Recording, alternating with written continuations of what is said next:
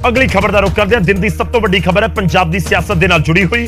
वड्डी खबर यह है कि एक वड्डी सनमारी की है बीजेपी ने कांग्रेस के अंदर। कई सीनियर लीडर कांग्रेस के बीजेपी के शामिल हो गए हैं। कांग्रेस के 4 साबका मंत्री जो कांग्रेस की सरकार के समय कैप्टन सरकार के समय 4 बड़े मंत्री, उन्होंने एक चेहरा वह है जो चन्नी सरकार के समय मंत्री रहा, वो शामिल हो गए बीजेपी के। एक एक करके नाम लवांगा, तस्वीरां भी तुहाडे सामने आउणगीਆਂ स्क्रीन के उत्ते। जो कैप्टन के करीबी रहे, जो कैप्टन के नाल रहे, जो कैप्टन नूं कुर्सी तो उतारिया गया तो उस तो बाद उन्होंने कुर्सी भी चली गई। उन्होंने नाम है सब तो बड़ा बलबीर सिद्धू। बलबीर सिद्धू ना सिर्फ खुद शामिल हुए हैं बल्कि उन्होंने भरा और मोहाली के मेयर भी जीती सिद्धू वो भी बीजेपी के शामिल हो गए। उस तो बाद दूजा नाम है कैप्टन के करीबी सुंदर श्याम अरोड़ा का। हुशियारपुर तो चोण लड़के जिते सी 2017 इंडस्ट्री मंत्री का अहुदा संभालिया सी, पर जो कैप्टन की कुर्सी गई तो नाल नाल कुर्सी सुंदर श्याम अरोड़ा की भी चली गई। तीजा भारतीय जनता पार्टी के कारकुनां नूं उन्होंने संदेश दिता है और अमित शाह जी ने भारतीय जनता पार्टी के एक कार्यकर्ता नूं चार्ज किया और उन्होंने संदेश दिता है कि पूरी ताकत दे नाल भारतीय जनता पार्टी के कार्यकर्ता पंजाबियत, पंजाब और पंजाबी भाईचारे से अगे वध के लड़नगे और भारतीय जनता पार्टी का जिहड़ा हुण गठबंधन है हुण हमेशा ही वड्डे भरा दी भूमिका च रहेगा और इहो ही गठबंधन अगे वध के पंजाब के अंदर 2024 और 2027 का चुनाव लड़ेगा। आज आधे से ज्यादा कांग्रेस आपने अपनी पार्टी में शामिल कर ली, किस तरह से देख? ऐसा कि जदों दी राजस्थान च चिंतन बैठक हुई है उस दिन तो कांग्रेस की एक गल स्पष्ट हो गई है कि पूरी दी पूरी कांग्रेस की चिंता हुई है कि किस तरह Disney Prince Rahul Gandhi and Gandhi परिवार को स्टैबलिश किया जा सके, लेकिन वो फेलियर है, पूरी तरह फेलियर हैगी है और किसी भी सूरत के अंदर वो हुण स्टैबलिश नहीं हो सकते और उन्होंने स्टैबलिश करने वास्ते परिक्रमा करने वाले की कांग्रेस को लोड़ है। इस पिछे पराक्रम वाले लोग ਜਿਹੜੀ भी पोलीटिकल पार्टी जो भारतीय जनता पार्टी चाह रहे हैं, असं उन्होंने स्वागत कर रहे हैं और भारतीय जनता पार्टी एक बड़ी पार्टी बन के सामने खड़ी है। आप लोग लगातार कहते हैं कि कांग्रेस मुक्त भारत होगा, कि उस तरफ आगे बढ़ रहे हैं? हमारा मुक्ति का मतलब व्यक्ति से नहीं है, हमारा मुक्ति का मतलब आइडियोलॉजी से है। जो आइडियोलॉजी देश को तोड़ना चाहती है, जो देश को बांटना चाहती है।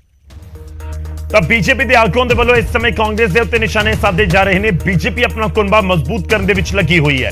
इस सब विचाले जो मैं नामां का जिक्र कर रहा सी कि किहड़े-किहड़े नाम ने जिहड़े बीजेपी दे विच शामिल हो गए। उन्हां दे विच बलबीर सिद्धू का जिक्र होया, उन्हां दे विच सुंदर श्याम अरोड़ा का जिक्र होया, उन्हां दे विच जीती सिद्धू मेयर ने मोहाली दे उन्हां दा जिक्र होया। उस तो बाद जिक्र राजकुमार विरका दा, बड़ा दलित चेहरा है, माझे दे बड़े लीडर ने। राजकुमार विरका साबका मंत्री ने, चन्नी सरकार दे विच मंत्री रहे, हालांकि कैप्टन दे राज दे विच भी उन्हां दे कोल कैबिनेट रैंक तां जरूर सी। मंत्री बनने का मौका उन्होंने मिलिया चन्नी सरकार के समय, हालांकि इलैक्शन हार गए पर हुण बीजेपी दे विच शामिल हो गए ने।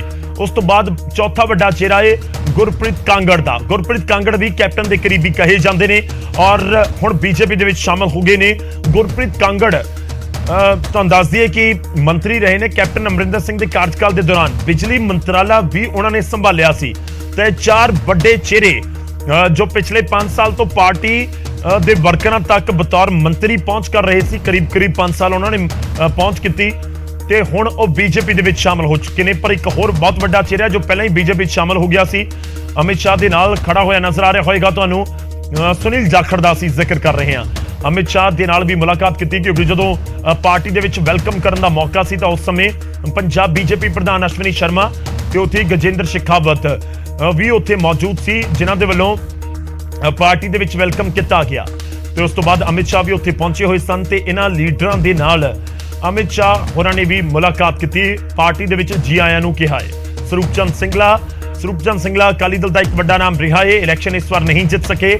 स्वरूपचंद सिंगला भी बीजेपी दे विच शामिल हो गए ने। अकाली दल तो आवांगे इन्हां गल्लां दे उत्ते सारी चर्चा हुई है। बहुत से कांग्रेस के नेता बीजेपी के अंदर शामिल हुए हैं, क्या बीजेपी में कांग्रेसीकरण हो रहा है?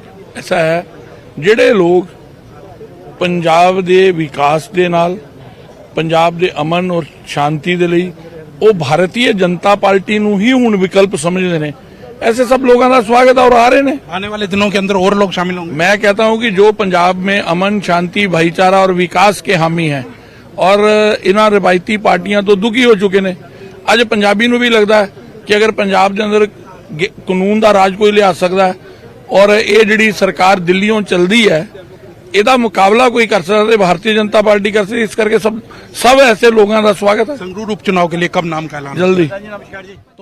ने जिस तरीके से देश का नेतृत्व करते करते कमजोर किया है, कांग्रेस पार्टी के नेतृत्व में कांग्रेस नहीं बल्कि पूरा देश ही कमजोर हो गया है। आज जरूरत इस बात की है कि देश की एकता अखंडता को बरकरार रखना है। देश को कौन नेतृत्व दे सकता है, कौन लीडर देश को इकट्ठे रख सकता है, कौन हमें लॉ एंड ऑर्डर की सिचुएशन से इनसे बाहर निकाल सकता है, जहां इन गुंडा तंत्र से हमें बचा सकता है। तो वो एक ही नाम नजर आता है, वो है अमित शाह जी और नरेंद्र भाई मोदी जी का। हमने इसलिए फैसला किया है कि क्यों ना मजबूत इंसान के साथ खड़ा हो जाए, जिससे पंजाब की लोग जड़े हैं अपने आप को सुरक्षित महसूस करें। लेकिन कहीं ना कहीं दुख हो रहा है क्योंकि इतनी लंबी पार्टी, इतने समय रहे हैं आप, इतना लंबा समय, और मंत्री तक आपको बनाया, तो उसके बावजूद छोड़ना पड़ा। देखिए, मैंने आपको ये कहा है कि उसका कारण ये है, मैंने आपको कहा कि हम पंजाब के बरूद के ढेर पे हैं। पंजाब की लॉ एंड ऑर्डर की समस्या, पंजाब को कमजोर नेतृत्व पंजाब को कमजोर करता है और आज स्ट्रॉन्ग नेतृत्व की जरूरत है। और हम क्यों ना स्ट्रॉन्ग नेतृत्व का साथ दें ताकि पंजाब को बचाया जा सके। मैं जब 30-32 साल का था उस टाइम से लेकर लगातार मैं कांग्रेस पार्टी में काम, 60 साल का हो चुका हूँ और बड़ा खून पसीने से कांग्रेस पार्टी के लिए काम किया। लेकिन कांग्रेस पार्टी में वर्कर की पहचान कम है, वर्कर की बहुत ज़्यादा कम पहचान है। और मोदी जी का और अमित शाह जी का जो हमने काम करने का तरीका देखा है या पार्टी का देखा है कि इसमें वर्कर को बहुत अहमियत दी जाती है और वर्क को तरजीह दी जाती है। उस चीज़ को देखते हुए हमने देखा कि आज के समय के मुताबिक जो ज़रूरत है देश को एक अच्छी पार्टी की, अच्छी नेतृत्व की, वो ये बीजेपी पार्टी दे सकती है। इसलिए हमने आज पार्टी ज्वाइन की है।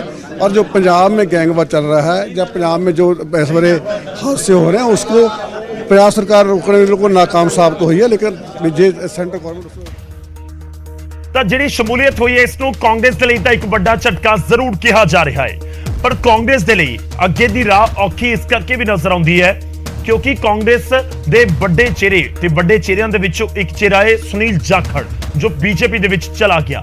ਤਾਂ ਚੁਣੌਤੀਆਂ ਦੀ ਭਰਮਾਰ ਹੈ ਉਹ ਇਸ ਕਰਕੇ ਵੀ ਹੈ ਕਿਉਂਕਿ ਹਾਕਮ ਧਿਰ ਤੋਂ ਵਿਰੋਧੀ ਧਿਰ ਪੰਜਾਬ ਦੇ ਲੋਕ ਬਣਾ ਚੁੱਕੇ ਨੇ। 77 ਸੀਟਾਂ ਵਾਲੀ ਕਾਂਗਰਸ ਨੂੰ 18 ਸੀਟਾਂ ਦੇ ਉੱਤੇ ਪਹੁੰਚਾ ਚੁੱਕੇ ਨੇ ਤੇ ਹੁਣ ਕੁਝ ਲੀਡਰ ਜਾਂ ਕਹੀਏ ਕਿ ਕਈ ਵੱਡੇ ਲੀਡਰ ਛੱਡ ਕੇ ਜਾ ਚੁੱਕੇ ਨੇ। ਥੋੜੇ ਜਿਹੇ ਬ੍ਰੇਕ ਲਈ ਰੁਕ ਲਿਆ, ਵਾਪਸ ਆਵਾਂਗੇ ਕੁਝ ਹੋਰ ਖਬਰਾਂ ਦੇ ਨਾਲ।